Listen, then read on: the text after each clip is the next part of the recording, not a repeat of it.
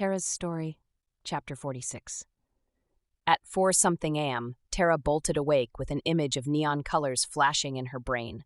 He who, crawling carefully along a beam of light toward the treasure cave. Immediately, the pings of incoming messages rang on her cell phone. Glancing at the notices, she saw that nearly every one of her cohorts had received the psychic alarm Mama had set up. It's a good thing we planned for this.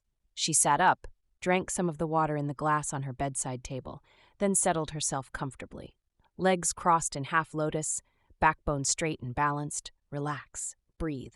After 2 cycles of breath, she could feel the presence of her cohorts. Great, now focus. The image of the initial alarm flashed clearly in her mind.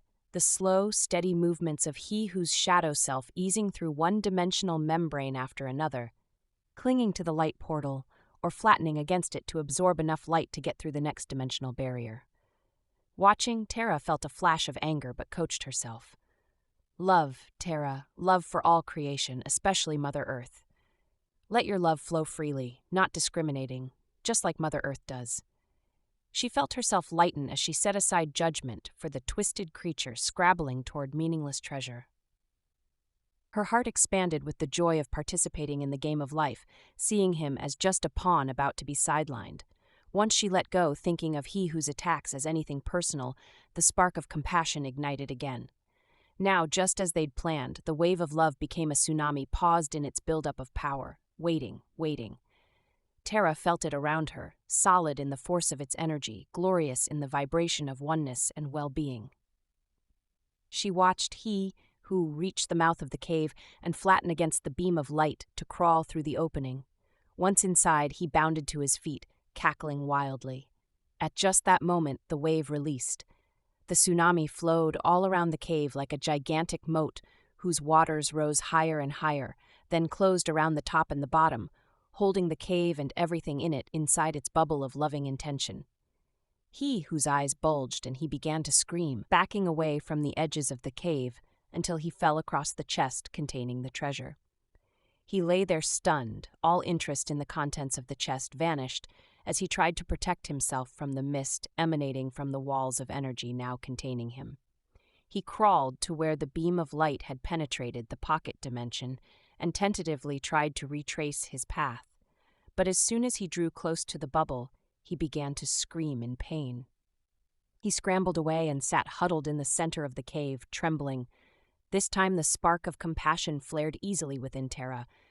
This is what Mama said would happen. How horrible to be so afraid of love.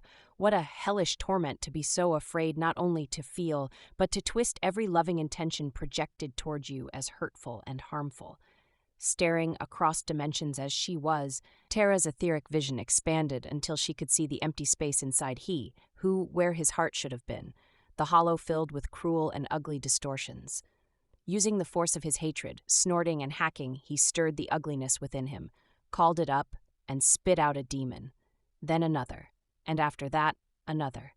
His rage continued to combust, and he continued to choke out monster after monster, the embodiment of centuries of hateful thought forms. They circled around him, clutching daggers, waving swords, and poking spears at the protective bubble in an effort to burst it. Even though their numbers increased and they filled up the space around him, the walls of love held firm. As his fury and frustration grew, so did theirs. And then they turned on him, their creator, and all Terra could see was a flurry of spears and swords rising and falling with ever greater force. She thought she heard an anguished scream, but the bloodthirsty babble of the attacking demons was louder than anything else, until everything stopped. The demons looked around, confused. One by one they approached the walls of the bubble again, sticking a finger or toe into the undulating wave, testing. Each time the demon leapt back with an agonized scream. Where the high vibration touched the density of the demon's form, it left a wound that continued to grow, light-consuming darkness like acid eating away flesh.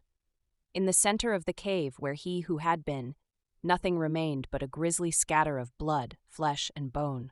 Without a cohesive container for hatred to fuel them, the demons began to weaken and wither. One after another monster shrank and shriveled until it gave an audible pop and vanished. A noxious haze filled the cave, A severed hand began to drag itself around by its fingers, searching with its last remnant of life force for its mate, then collapsed into a heap of decaying flesh. During an eon of no time, Terra watched the remains of he who dry up and turn into tiny twists of poisonous smoke. In the center of the sparkling cave, the treasure that had appeared so bright and glorious, also tarnished and twisted, began to smoke and finally burst into flames. Terra blinked and turned away from the whoosh of heat and light. The treasure chest had vanished.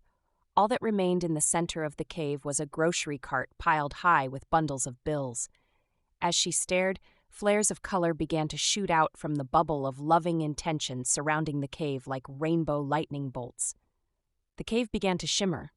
A shock wave of energy struck Terra. The pocket dimension had collapsed. She sat there in stunned silence. The swirl of thoughts, images, and emotions was too intense to take in. She slid back under the covers and laid there, eyes wide open, keeping her mind blank and focusing on relaxing all the muscles that had tightened like a vice. A wave of warmth flowed over her. Mama? Mamo? And the darkness around her shimmered. The vibration soothed her. She heard the pings from her cell phone announcing messages, but from a distance, as she surrendered to the drowsiness sliding over her.